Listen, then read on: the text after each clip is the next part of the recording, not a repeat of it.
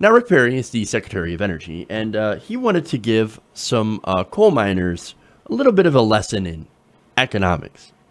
Oh, this is fun. Now, that's what he wanted to do. What he actually did was hilarious.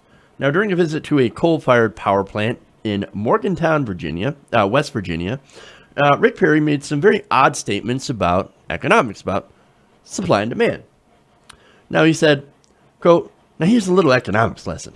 Supply and demand. You put the supply out there, and the demand will follow." Well, hold on there. That's actually not what supply and demand is. That's not the law of supply and demand. It's actually defined in the dictionary as an increase in supply will lower prices if not accompanied by an increase in demand. That is the law of supply and demand.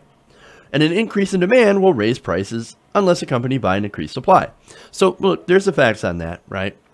Now, what Rick Perry says, look, there might be some chance that Rick Perry thinks he's in Field of Dreams. Oh, man, if you supply it, then there'll be demand. If you build it, it will come. Again, the guy's stupid. Now, it's funny because going along with his theory, okay, well, if you have a lot of supply, then you're going to create demand just by the fact that you've made something. Explain Pepsi Fire.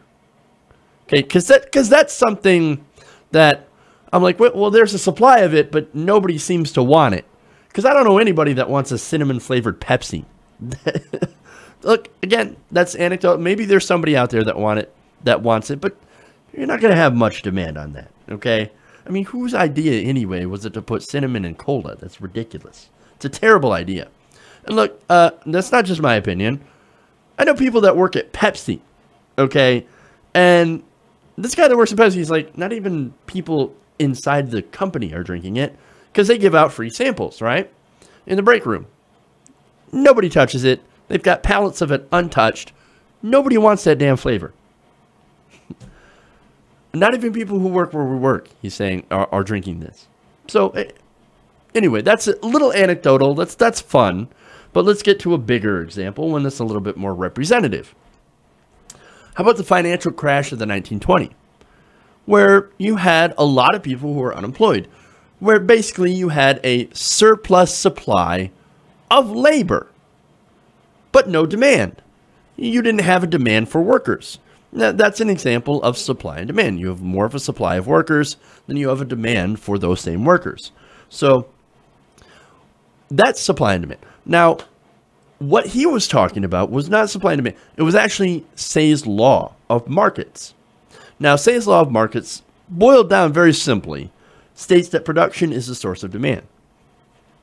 Now, for one, mainstream economists, they actually say that that's not true.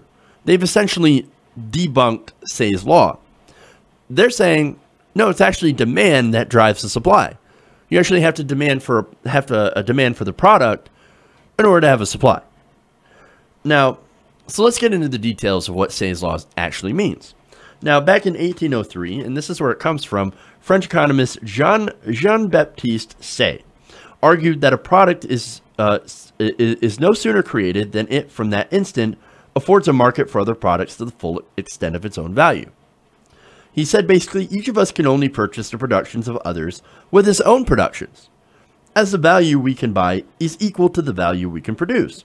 The more men can produce, the more they will purchase. So basically, they've laid it all on how much you can create, how much you can produce. Well, that says nothing about if people actually want that production or can actually purchase the result of that production. Because look, it should be clear by now that not all production is considered equal value. So Shays Law is incorrect. Now, that's if I'm understanding this right, because it's a different concept here and something that's not exactly talked about very often. Now, Say also argued that a general glut, meaning a widespread excess of supply over demand, couldn't occur. That was impossible because everyone's production was considered equal. So if it's equal and supply creates the demand, well, then you're always going to have enough demand to meet that supply.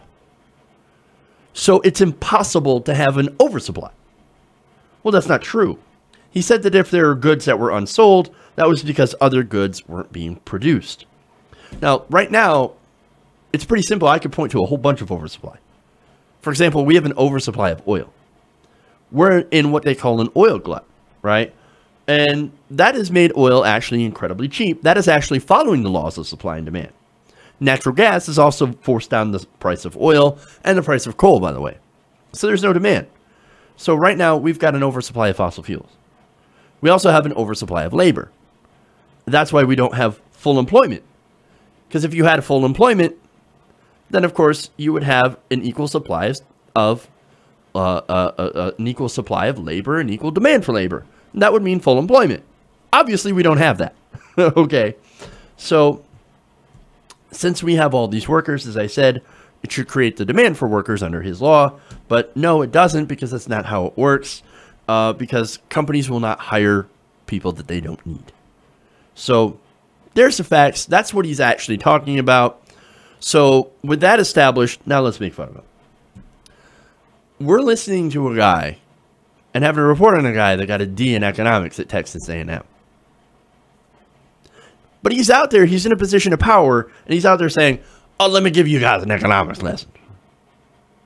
You're going to give us an economics lesson.